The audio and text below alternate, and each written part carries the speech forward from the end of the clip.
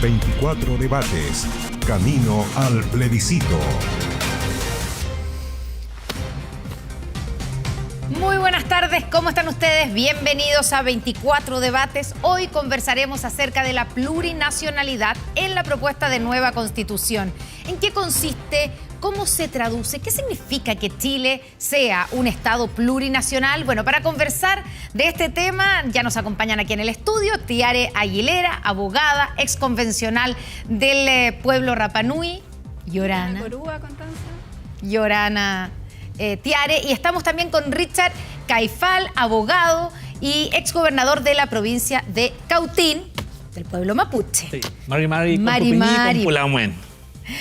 Mari, Richard, muchas gracias por estar con nosotros y les quiero contar cómo va a ser la dinámica, ¿cierto? Para que la gente lo sepa en la casa también, y es que cada uno tiene un tablet donde va a ir apareciendo los tiempos. Cada uno de ustedes tiene 9 minutos para exponer sus ideas. Ustedes van a poder administrar su tiempo de acuerdo a cómo cuánto vayan hablando y argumentando. Ahí van a ir viendo en su tablet cómo les van disminuyendo y los minutos que quedan. Obviamente la estrategia es acotaciones cortas porque así vamos a poder recorrer una mayor cantidad de temas.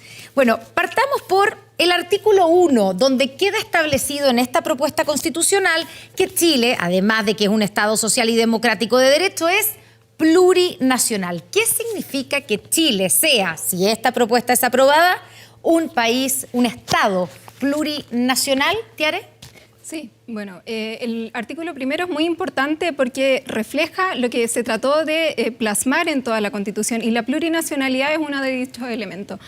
Yo siempre me gusta destacar que nosotros como convencionales hicimos un intento de buscar una postura consensuada con respecto a una propuesta política que es finalmente la plurinacionalidad, que alberga una serie de derechos, derechos colectivos principalmente, que es como los pueblos de Chile que existen y siempre han existido. El pueblo Rapa Nui es uno de esos ejemplos al cual yo represento. Proponemos esta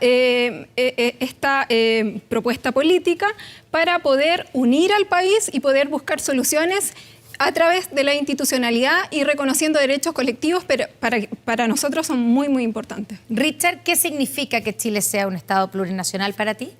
Básicamente es un Estado y diversas naciones. Esa es la definición básica, digamos.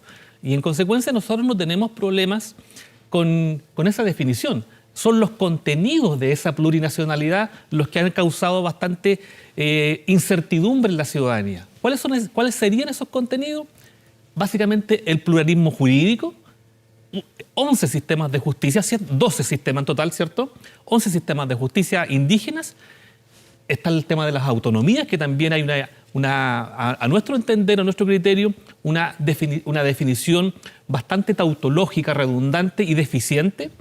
Deja entregado las materias al legislador, tanto la conformación, además que las competencias o atribuciones de esas autonomías. Entonces es un escenario de mucha incertidumbre, y lo mismo pasa con, obviamente, la restitución territorial, que es otro gran aspecto que nosotros observamos que tiene deficiencia. Vamos a ir a cada uno de los temas que implica, ¿cierto?, la plurinacionalidad. Pero quiero preguntarte, decimos todos los días, digamos, la postura de cada uno, y aquí Richard está por el rechazo y Tiare por el apruebo.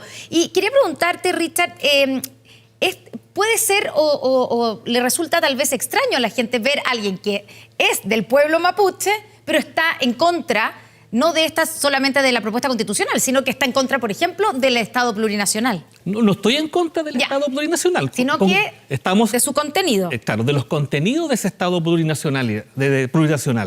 ¿Cuáles serían esos elementos? El pluralismo jurídico, porque no comprendió las materias que allí se debieran establecer, ¿cierto? Dejó abierta esa posibilidad. Y cuando el legislador no distingue, no es lícito al intérprete distinguir. Regla número 1 de interpretación. Entonces, no está contemplado el dejar o excluir materias penales, por ejemplo. Bueno, y eso es uno de los temas, ¿cierto?, que genera controversia. Recordemos que lo que establece esta propuesta constitucional es que reconoce los sistemas de justicia indígena, en paralelo al sistema de justicia nacional. Y, claro, ahí una de las preguntas es ¿cuáles son los límites? ¿Cuál va a ser la jurisdicción de ese sistema jurídico? Tiare, ¿es distinto, por ejemplo, en el caso del pueblo Rapa Nui?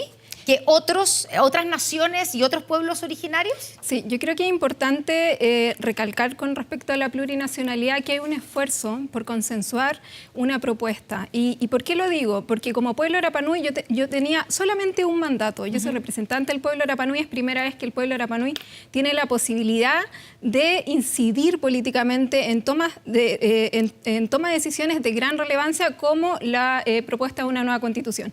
El pueblo Rapanui tiene una demanda pendiente con el Estado de Chile hace más de 134 años, que es el reconocimiento de un tratado histórico, que es un derecho también que tienen todos los pueblos indígenas, que finalmente se ve plasmada en esta propuesta de nueva constitución. Sin embargo, el pueblo Rapanui también ha hecho un esfuerzo por sumarse al debate general, porque es el pueblo chileno en su conjunto quien necesita respuestas a demandas que han sido largamente añoradas. Por lo tanto, la plurinacionalidad es eso, y el pluralismo jurídico es uno de los derechos que se consagra. Nos hubiese gustado poder avanzar mucho más en las propuestas, y también hay que señalarlo. O sea, ¿eso significa que esté con mayor detalle, con mayor delimitación?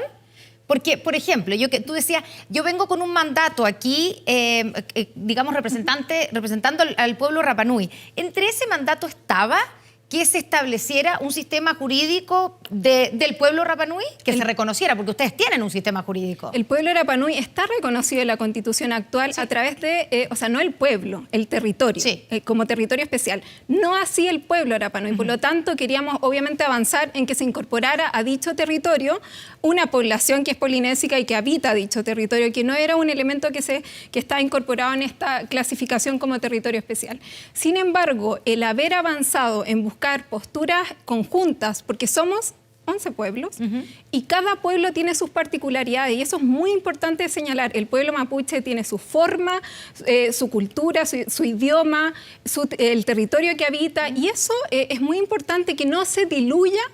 Y eso es lo que un poco nosotros tratamos de proponer en este debate de la convención, de que no es un solo pueblo, aquí no hay solamente una mirada. Bueno, de hecho el reconocimiento es a 11 pueblos originarios en la Constitución, pero claro, no me ha contestado la pregunta sobre el tema del sistema jurídico. Es que es súper importante. Porque uno ve que a veces hay algunos pueblos, y ya vamos a darle la palabra a Richard, que no tienen o no está en ninguna parte ese sistema jurídico, y por lo tanto hay que hacer todo un trabajo de recuperación. Y uno se pregunta, ¿era necesario establecer sistemas jurídicos para cada uno de los pueblos? Porque el derecho se tiene que plasmar para todos los pueblos, no porque algunos lo tengan todavía. Solamente a esos pueblos se lo vamos a reconocer, porque los otros pueblos tienen el derecho también. Aquí es importante recalcar el proceso de asimilación que han vivido los pueblos, el proceso de genocidio que han vivido otros. Cada pueblo tiene historias diferentes. Por ejemplo, el pueblo Yagán, el pueblo Cahuáscar han sufrido genocidio y la población es bastante disminuida con respecto a lo que fueron a través de la historia. Por lo tanto, cada pueblo tiene sus particularidades. El pueblo Rapanui el día de hoy, con respecto al pluralismo jurídico, todavía se aplican se aplica costumbre, por ejemplo, en materias de herencia, en materias de familia, en materias de adopción, cómo se divide el territorio, cómo se divide la tierra. Eso todavía se aplica y se aplica a través de la institucionalidad. Y eso está reconocido en la única ley que tenemos en nuestro país, que es una ley de 1993, que es la ley indígena. Y ahí se reconoce la institución que es la CODEIPA, que decide conforme a la idiosincrasia del pueblo Rapanui en algunas materias. Y por lo tanto, yo creo que es importante lo de los 11 pueblos, porque lo que se reconoce es el derecho. Y finalmente es el legislador, en una discusión que va a ser más larga, con más actores, finalmente vamos a poder discernir todas esas ambigüedades que o esas dudas que se han generado, porque todavía queda una etapa muy fundamental, que es la discusión en el Parlamento. Richard, tiene bastante más minutos Richard a esta altura, así que le vamos a cuidar también el tiempo a Tiare, pero parto poniéndote como contraargumentación en el pluralismo jurídico. ¿Qué límites debiera tener? ¿O tú crees que es importante que se reconozca el derecho de los pueblos originarios a tener su propio sistema jurídico? En el caso de los mapuches, ¿lo tienen? Mira, primero que todo no se definieron las materias, no se definió a quiénes afectan, otras constituciones sí lo han hecho. Pudiese haber afectado solamente a indígenas y creo que pudiésemos haber salvado esa situación, no se hizo.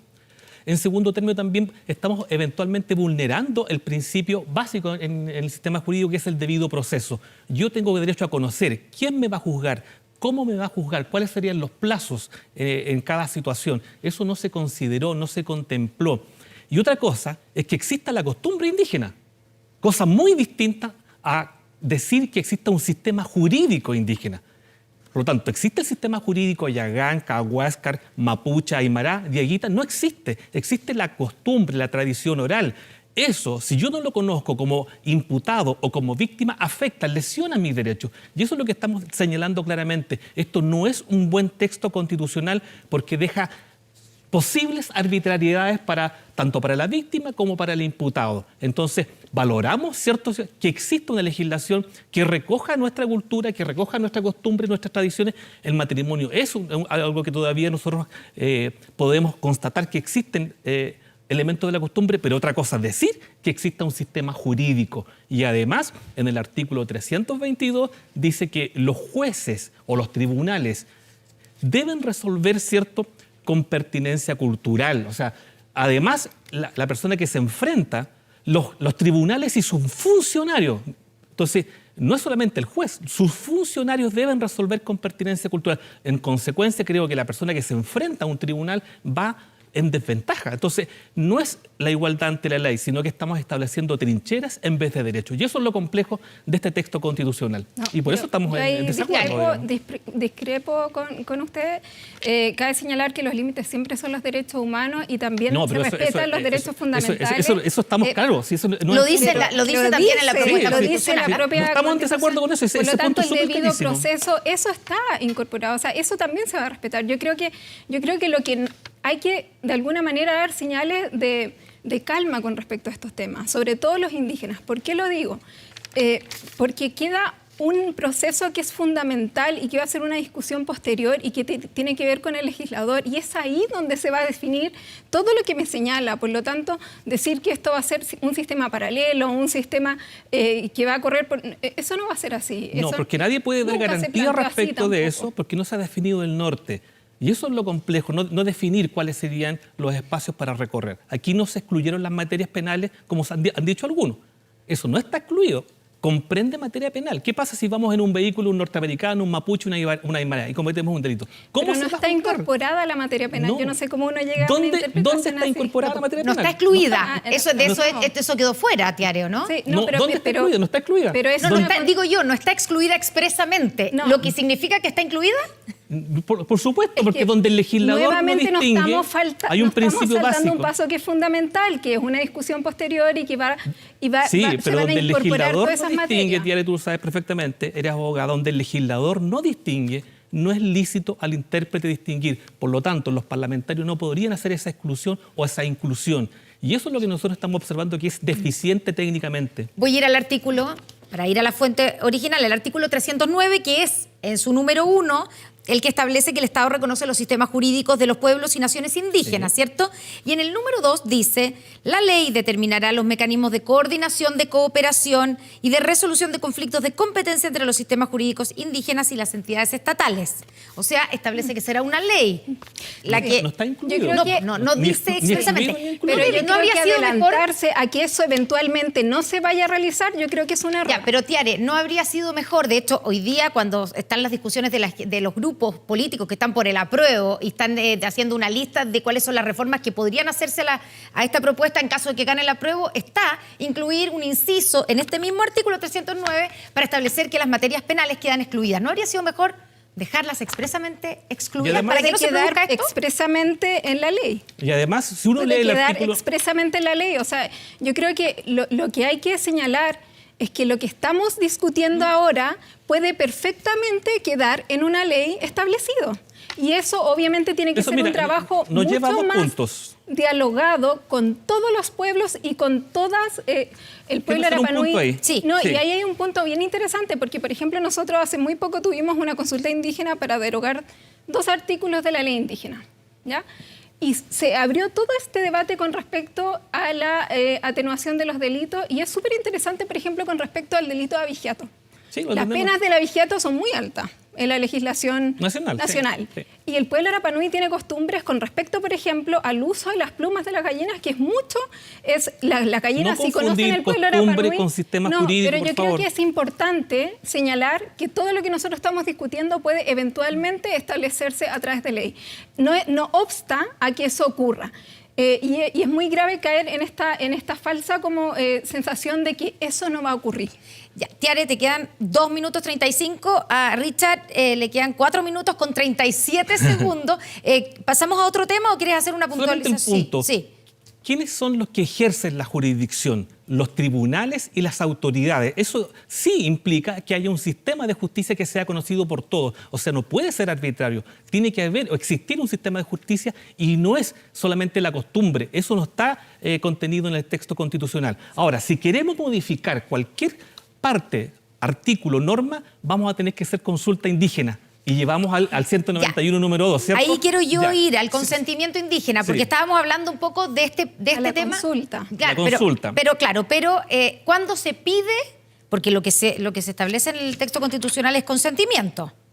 Es consentimiento indígena en el 191. La consulta en el 66, que el derecho a la consulta, y el consentimiento dentro del marco de la entidad. Son 2 artículos. Sí, exactamente. Y lo que yo quiero preguntarles también aquí, los límites de esto, porque también ha pasado un poco lo mismo que con la discusión del pluralismo jurídico, que es ¿para qué materias, según usted, en el caso, según lo que ustedes interpretan? Está el capítulo de derechos humanos, el artículo 66, como dice que las naciones y los pueblos indígenas tienen derecho a ser consultados previamente a la adopción de medidas administrativas y legislativas que los afecten, y después el 191, ¿cierto? El famoso 2. 191, el numeral 2, donde dice, ahí sí se habla de consentimiento indígena. ¿Cómo lo interpretas tú, Richard? ¿En qué casos? ¿Es para todo? Por ejemplo, para modificación de la Constitución, reforma constitucionales también, ¿se necesita el consentimiento indígena? Hay 2 cosas. La del 66 es similar al 169, ¿cierto? Sí. Medidas legislativas o administrativas. El segundo artículo está realmente poco claro. ¿Qué son materias y qué son asuntos para ti? Nadie sabe, nadie ha definido, por lo tanto tenemos que entenderlo en su sentido natural y obvio. Es todo. Todo se debe consultar. Aquellas materias o asuntos que afecten los derechos reconocidos en esta Constitución. Pero está dentro del capítulo 6 de Estado regional y organización territorial, que me imagino que ese va a ser el argumento del diario. Ese es el punto. El punto es el siguiente: ¿cómo vamos a consultar? Puede que no se necesite el 190, pero ¿cómo vamos a consultar? ¿Vamos a consultar con el decreto 66, que ha sido de alguna manera repudiado, rechazado por los sectores, o vamos a elaborar un nuevo texto, un nuevo reglamento de consulta? Y si tú quieres hacer un nuevo reglamento de consulta, tienes que hacer la consulta de la consulta. Es enredado el tema. Y bien, si seguimos los pasos establecidos en el decreto 66, a lo menos nos vamos a demorar 125 días. O sea, tenemos 4 meses para un proceso de consulta. En consecuencia, eso de aprobar para mejorar, estamos estableciendo ya plazos mucho más a largo plazo, incluso hasta décadas, para poder llegar a un nuevo texto. ¿Qué es lo que decimos nosotros? Rechacemos, porque una nueva Constitución nos puede demorar 1 año y medio. Distinto, solamente en el diseño y en la implementación de una consulta te vas a llevar 1 año. ¿Cuánta gente participó en la consulta de la Convención Constitucional? 7.549 personas de un universo de 2.140.000. Eso hay que mejorar. Y con este reglamento de consulta no se puede hacer. ¿Lo van a hacer con otro? Bueno, consulta de la consulta. Y antes de pasarle la palabra a Tiare, la pregunta acerca de hasta dónde llega esa necesidad de consentimiento indígena según tu lectura de la propuesta constitucional. Con los derechos reconocidos en este capítulo, y obviamos toda la discusión, porque aquí hay 10 abogados y hay 10 interpretaciones. Entonces tiene una deficiencia de técnica legislativa que no podemos aprobar. Podemos mejorar el texto, pero no lo podemos aprobar, y eso no significa estar en contra de los derechos indígenas. Estamos a favor que se consagren y podamos ejercer esos derechos, pero no de la manera en que se consagra en este texto, porque nos divide, nos confronta, y eso que todavía no llegamos al capítulo de la restitución territorial. Ya vamos a ir a eso y nos quedan pocos minutos. Tiare, acerca del consentimiento y de la consulta. Bueno, pero esa es la idea. La idea aquí es contraponer posturas. Y siendo muy respetuosa también con mi pueblo. Mi pueblo me encomendó una tremenda labor Y con respecto a la consulta, también el pueblo Rapa Nui ha hecho esfuerzos considerables para mejorar cada vez más el mecanismo de participación. Hemos hecho más de 10 consultas, desde la primera hasta la última que se realizó el 2019, finalizamos hace muy poco, hemos tenido avances considerables. Es un derecho que está consagrado a través del artículo 66, el mecanismo de participación, que es el que hace mención al consentimiento, está enmarcado entre las entidades territoriales. Las entidades territoriales van enmarcadas a su vez en un Estado regional, que es una propuesta responsable para descentralizar efectivamente nuestro país. Yo creo que lamentablemente este árbol no nos está dejando ver el bosque completo. Compartimos plenamente el espíritu, pero la redacción quedó deficiente. Porque el pueblo Rapa Nui, y lo voy a decir con mucha responsabilidad, lleva casi 3 años encerrado. Y eso va principalmente por la falta de descentralización real del territorio chileno en su totalidad, de norte a sur, incluidos sus territorios insulares. Y yo creo que esta propuesta puede ser perfectible. Podemos discutir en cosas muy técnicas, sin duda. Pero cuando se hace cargo del cambio climático, de la crisis ecológica, de la crisis hídrica, de derechos sociales, de la incorporación de la mujer, de perspectiva de género y de una serie de materias que no están incorporadas hoy en día, de descentralización fiscal, de mayores atribuciones, de autonomía, de derechos humanos transversal a todo el documento, no solamente los pueblos indígenas, porque los derechos de los pueblos indígenas son humanos. ¿Por qué? Porque la titularidad es colectiva, pero son los mismos derechos que tenemos todos los chilenos. Y cuando uno lee eso en una propuesta de nueva constitución, siendo responsables con un territorio que acaba de abrir el 4 de agosto, después de casi 3 años de tener que cerrarse por un centralismo y por no contar con las condiciones básicas hospitalarias para enfrentar una crisis sanitaria como el COVID, yo invito a aprobar esta propuesta porque es responsable.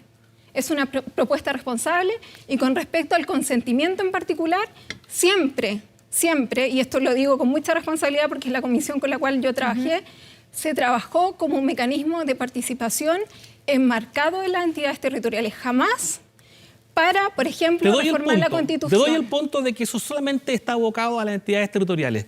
Pero yo te digo, sí o sí vas a tener que realizar consultas para una reforma constitucional. Por eso es lo complejo de este panorama. Y además nos fuimos de manera muy no hay que no es así. Según lo que nosotros discutimos responsablemente la Comisión de hace una reforma a la Constitución. No es necesario una consulta y con esto finalizo. Pero que eso sería vulnerar abiertamente la ley. Porque hay que interpretarlo también con los tratados internacionales, con el convenio 69, con el derecho que está incorporado en el artículo 66. Entonces las medidas legislativas no se consultan. Inspirado en la Declaración de Naciones Unidas del 2007. Con todo ese elemento se tiene que interpretar ajustado a derecho. Entonces el convenio 169 lo desechamos, el artículo 66 lo desechamos. ¿Por qué? Porque las medidas legislativas no se requieren consultar. Eso sería una arbitrariedad, digamos. Por lo tanto, puede que todo tu espíritu, y yo lo comparto porque soy mapuche, y yo quiero derecho para todos los pueblos indígenas, pero también notamos en este texto, más allá de lo que tú has planteado, una extrema omnipresencia estatal. Estamos despertando al Leviatán, digamos, de aquel que estableció Thomas Hobbes, donde tiene una potestad infinita, partiendo incluso por el tema de la Comisión Territorial Indígena, donde allí hace evidente todo su poder para poder resolver una situación que quedó también de manera pésimamente zanjada en el tema de la expropiación. Ya, Richard, se nos acaba el tiempo, de hecho a Tiare ya no le queda, pero vamos a sumar unos segunditos más, ¿cierto, señor director? Nos regala, nos dice que sí, que nos regalan unos minutos más, porque no puedo, sí, por supuesto, el editor, que ustedes lo vieron, lo conocieron, acá lo vino a saludar, bueno, nos regala unos segunditos más. No puedo dejar de hablar de las autonomías territoriales y de las tierras. A ver, artículo 79 establece que las tierras indígenas gozan de especial protección y es deber del Estado entregar instrumentos jurídicos eficaces para un correcto catastro, regularización, demarcación, titulación, y aquí viene lo más importante, creo yo, reparación y restitución. ¿Esto qué significa, Tiare, para ti? Pensando también no solamente obviamente en el pueblo Rapa Nui, yo no sé si tienen también demandas territoriales en el pueblo Rapa Nui, o esto se aplica para algunos, para quiénes, porque lo que uno podría interpretar es que la restitución aquí es un mecanismo de reparación para los pueblos indígenas, ¿o no? ¿Es para Bueno, todos? ¿Es para algunos? La restitución con respecto al pueblo Rapanui, y yo ahí soy bien respetuosa, o sea, yo sé que uno tiene que hablar por todos los pueblos, pero por algo habemos representantes de todos los pueblos, porque yo no puedo representar al pueblo mapuche, me encantaría, pero tiene sus representantes. Y porque la restitución territorial en Rapanui se ha llevado a cabo hace mucho tiempo. Sí. Esto ya viene muy avanzado. La última, no sé si pudieron escuchar en la cuenta pública, la última del presidente Boric, que va avanzando también en un proceso de restitución del aeropuerto. ¿Y esto por qué se viene llevando a cabo? Porque la totalidad del territorio de Rapanui, la totalidad, la isla completa, se inscribió a nombre del Fisco de Chile en 1933 y se violó el tratado histórico con el pueblo de Rapanui, donde se reconocía la propiedad colectiva del territorio de Rapanui en manos del pueblo de Rapanui. Por lo tanto, este es un proceso que se está llevando a cabo con el Estado. Al igual que el pueblo aymara, y que me perdonen que lo mencione porque tiene sus representantes también, pero el pueblo aymara tiene una situación muy parecida, el pueblo yagán y el pueblo cahuáscar también. La restitución en este caso va a ser desde el fisco hacia los pueblos indígenas. El pueblo mapuche es mucho más complejo, claro, y ahí yo lo dejo a usted porque es su pueblo. Bueno, ¿cómo se interpreta? ¿Es una forma, un mecanismo de reparación para, en este caso, la expropiación?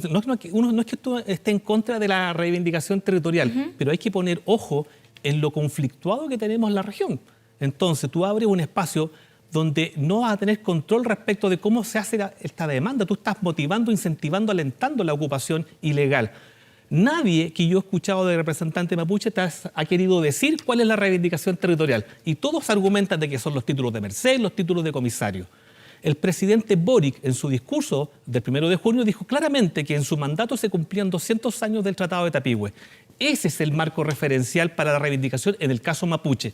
¿Cuál es la reivindicación? ¿Dónde comienza esta reivindicación? En el río Biobío al sur. Por eso estoy diciendo de que tenemos una zona conflictuada. Si tú estableces que en este caso la expropiación es un mecanismo preferente, tú vas a tener hoy día a 926 comunidades, que son las que ya tienen aplicabilidad, presionando el mecanismo expropiatorio, sin dejar de mencionar a las otras más de 2.000 comunidades que hoy día están también a la espera de una respuesta por parte de la institucionalidad. ¿Se pudo haber hecho de mejor manera? Sí, porque el convenio 169 mandataba establecer mecanismos adecuados para solucionar la reivindicación territorial. Se estableció un mecanismo que alienta, que motiva, que incentiva la ocupación y particularmente estos grupos extremos van a presionar para que finalmente sea el Ejecutivo el que dé una respuesta. Y eso es convulsión, confrontación o enfrentamiento en la región, cosa que no queremos. Se nos acabó el tiempo. ¿Alguna palabra? Sí, bueno, la restitución siempre es un mecanismo preferente según el derecho internacional, o sea, eso está consagrado así. El caso del pueblo de Rapanui se ha llevado así. En caso de que no se pueda restituir la tierra, se busca otro retazo de tierra que cumpla con las condiciones. Y bueno, y también está siempre Trudeau en Nueva Canadá, Zelanda dio claro ejemplo de que también existen otros mecanismos. Sí, y esto no era un mecanismo se nos acabó el idóneo. tiempo. Esto es un tema que por supuesto que da para muchísimo. Tiaria Aguilera, Richard Kailaf, muchas gracias. Caifal, perdón. Muchas gracias por haber venido los dos y estar disponibles aquí para debatir sobre un tema tan relevante como la plurinacionalidad y el reconocimiento de los pueblos indígenas en nuestra propuesta de nueva Constitución. Y si quieres revisar los detalles de lo que dijeron nuestros invitados o revivir el capítulo completo de 24 Debates, te invitamos a ingresar a 24horas.cl, escanea el código QR e ingresa a nuestra sección dedicada al proceso constituyente. Nos vamos a la pausa y ya estamos de vuelta con más en Noticias 24. A ustedes, muchas gracias. No, gracias por la invitación. Muy buenas tardes. No, gracias a los dos.